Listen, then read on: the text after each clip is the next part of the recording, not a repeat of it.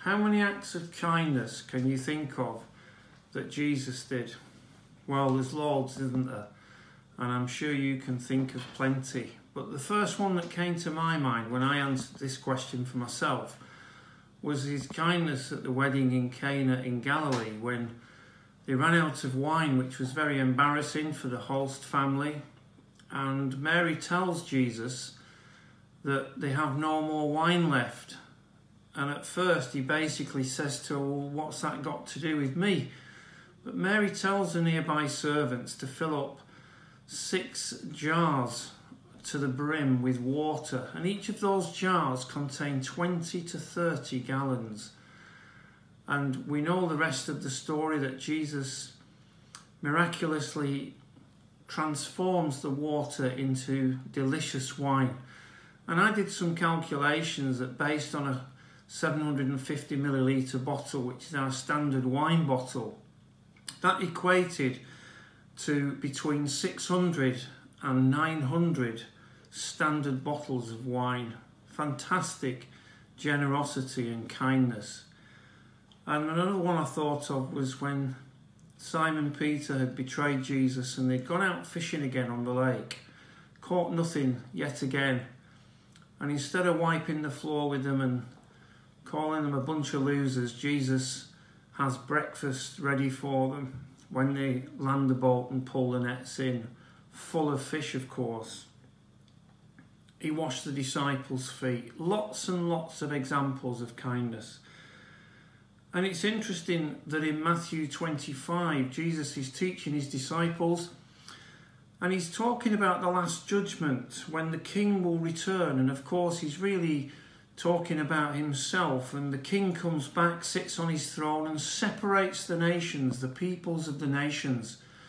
And I find it fascinating, the criteria that the king uses to effect that separation, because he says this: the people who will be blessed will be the people that when I was hungry you gave me something to eat, when I was thirsty you gave me something to drink, when I was a stranger you invited me in, when I needed clothes you clothed me, when I was sick you looked after me, when I was in prison you visited me.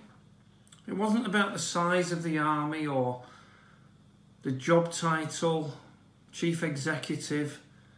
It wasn't about how much money somebody has amassed in the bank, but those simple acts of kindness. And I wonder, like me, if you've ever been to a funeral and heard a tribute of somebody, and it's been the acts of kindness that have most touched and impacted people's lives. I remember when I was younger, my mum used to go on care for a number of the neighbours on a regular basis, and there was one lady in particular who was quite frail, and she couldn't get out much, she couldn't get to the shops, and my mum would go along and do her shopping and do her washing and take it back, not just once but over several years, until that lady passed away. And my dad would also go out visiting the elderly, and I remember on one occasion being with him, and he was Scottish, and he was actually visiting a Scottish lady, and I won't do the accent for you, but this lady looked at me and she just said quite simply, but not aggressively, "Son," she said, "if you finish up half as good as your father, you'll be doing well." And she was absolutely right. If I lived to be 150, I don't think I could be as kind as my dad, but I can aspire to be like him. And if I live to be 300, I don't think I could ever be as kind as Jesus, with his wonderful acts of grace, love, kindness on a repetitive basis. A couple of weeks ago I was in Boots in Hornchurch picking up part of a prescription. It was the one little one down near the station, and the ladies behind the counter, there was a pharmacist and a couple of ladies serving. The shop was packed, prescriptions flying in, the phone was ringing, and these ladies just looked harassed.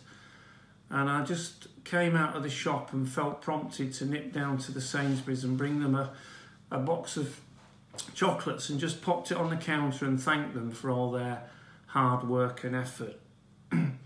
And 2 weeks ago I was struggling with this virus, and I was actually the recipient of an act of kindness, unprompted, didn't know about it, and there was a phone call, and our friend had just said, "I've just left you a little present," and it was this one here, a pot of his precious honey.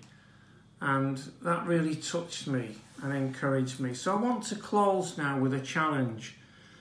If you're able just to think of someone to encourage, and that might be somebody at church, it could be somebody you work with, it could be a friend, it could be a shopkeeper, it could be a newsagent, a postman or a postwoman who are carrying on delivering things. And just think of something, perhaps something quite small that you can get for them, a card. Perhaps you can bake something and pop it on the doorstep, or buy them a paperback, or maybe a box of chocolates. Something simple so that we can have little explosions of God's kindness at this difficult time. Thanks for watching.